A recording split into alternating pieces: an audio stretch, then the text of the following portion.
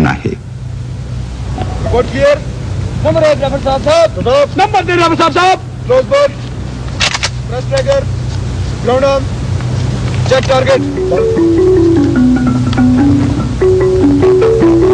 ज़माने अमन की अस्करी मशकों में जवानों और अफसरों को दुश्मन के मोर्चों पर कब्जा करने की मशक करवाई जाती है।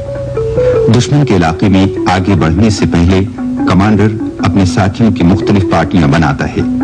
तमाम जवान अपने कमांडर की पैरवी करते हुए दुश्मन के मोर्चे की तरफ बढ़ते हैं और मुकर्ररा मकाम तक पहुंचकर कमांडर का इशारा मिलने पर दुश्मन के मोर्चे पर अकाब की तरह झपट पड़ते हैं।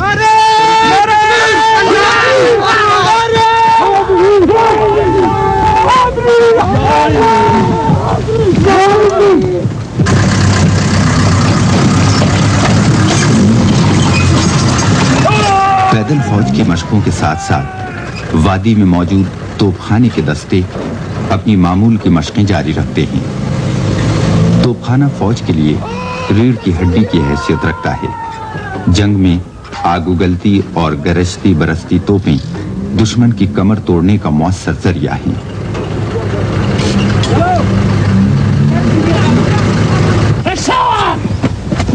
पैदल फौज की पेशकदमी के वक्त तोपखाना पैदल फौज के पीछे हरकत करता है और हिदायत मिलने पर तोपें फौरन अपनी पोजीशन संभालकर दुश्मन पर गोलाबारी शुरू कर देती हैं। वादी में मौजूद तोपखाने के दस्ते अपने आप को हर चैलेंज से निमटने के लिए हर वक्त तैयार रखते हैं।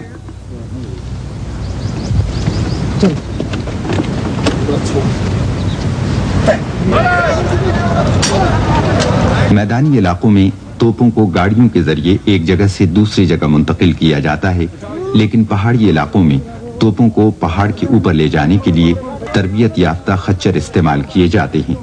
तकरीबन 1300 किलोग्राम वजनी गन के 14 हिस्से किए जाते हैं।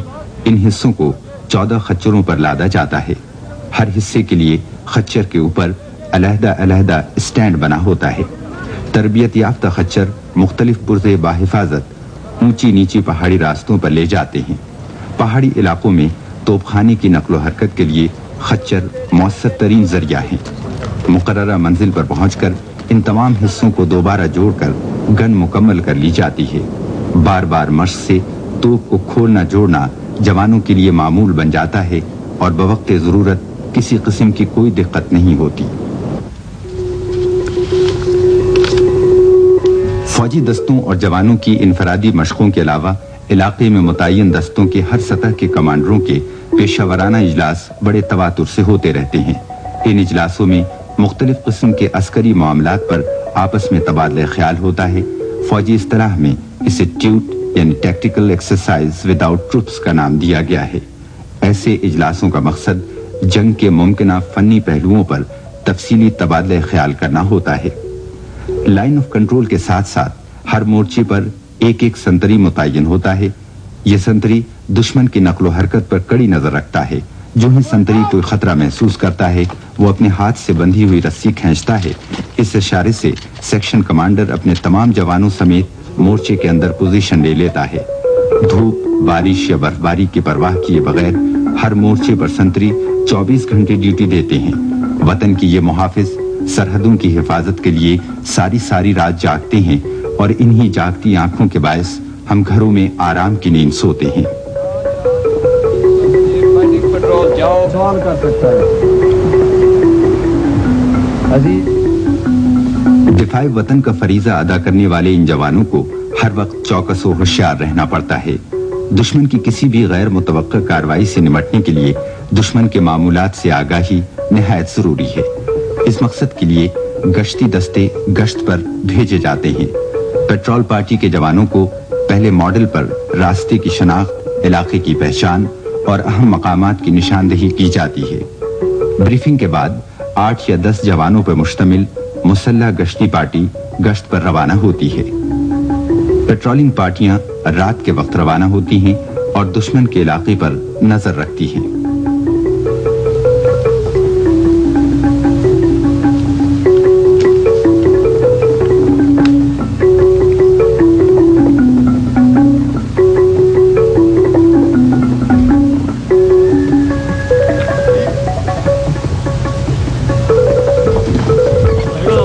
دوران جنگ پیٹرولنگ پارٹیاں دشمن کے علاقے کے اندر بھی بھیجی جاتی ہیں۔ گشت کا کام نہایت صبر آزما اور جرأت مندانہ کام ہے۔ اس میں دشمن کی نظر سے پوشیدہ رہ کر اپنی کارروائی مکمل کرنا ہوتی ہے۔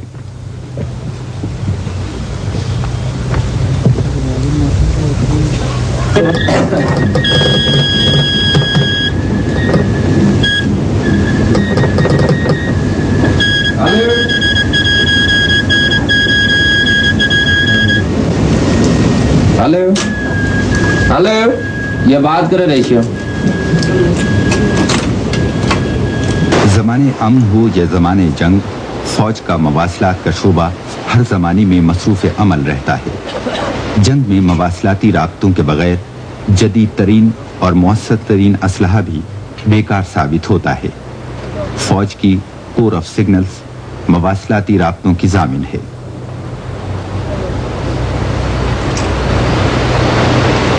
وادی میں دشوار گزار علاقوں کا ایک دوسرے سے رابطہ رکھنا، پہاڑوں کے اوپر ٹیلی فون لائنوں کا بچھانا اور ان کی مرمت کرنا بڑا جان جوکھوں کا کام ہے۔ کور آف سگنلز وادی کے مشکل علاقوں میں اپنے فریضے کو بخوبی ادا کر رہی ہے۔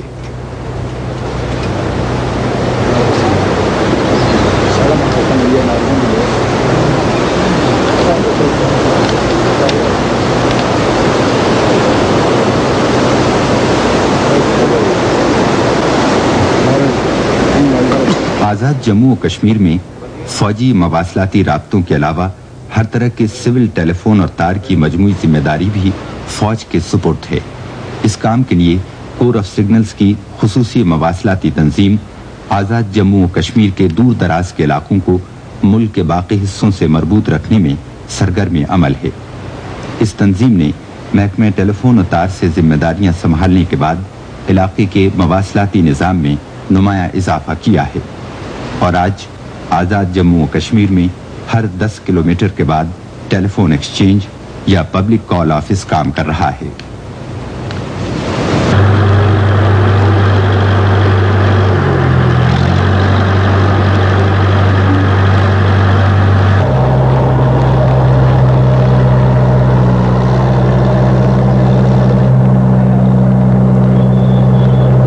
فوج میں مواصلاتی رابطوں کے ساتھ ساتھ زمینی رابطوں کی بھی نہایت اہمیت ہے۔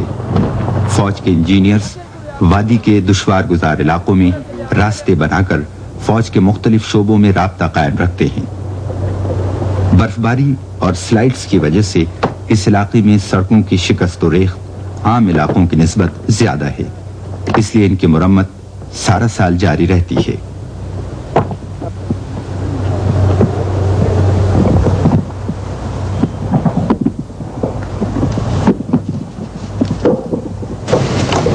وادی میں متعین دستے اپنے رہنے کی جگہیں اپنی مدد آپ کے تحت خود تعمیر کرتے ہیں۔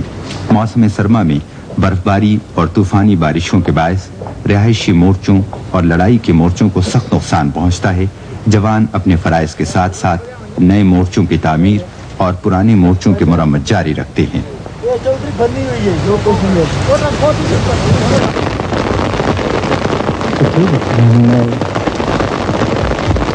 اونچے اونچے پہاڑوں کے اس علاقے میں موسم کی تبدیلی میں دیر نہیں لگتی۔ پل بھر میں دھوپ تو پل بھر میں بارش شروع ہو جاتی ہے۔ یہ موسمی تغیرات فوجی زندگی کے معمولات میں کوئی فرق نہیں ڈالتے۔ وادی کے سرحدی علاقے میں ستمبر سے مارچ تک شدید برف باری ہوتی ہے اور حد نظر تک برف ہی برف دکھائی دیتی ہے۔ وادی کی منجمد کر دینے والی ہوائیں اور برفانی طوفان ہمارے محافظوں کے حوصلے پست نہیں کر پاتے۔ اگلے مورچوں پہ بیٹھے یہ قوم کے سپوت ان صعوبتوں سے بے نیاز، دفاع وطن کے جذبے سے سرشار اپنے فرائض پورے کرتے رہتے ہیں۔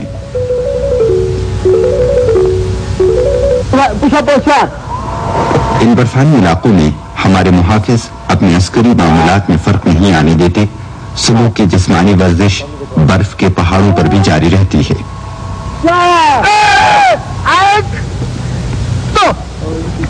تین چار اور لوگ اپنے سامنے والے آدمی کو اٹھائے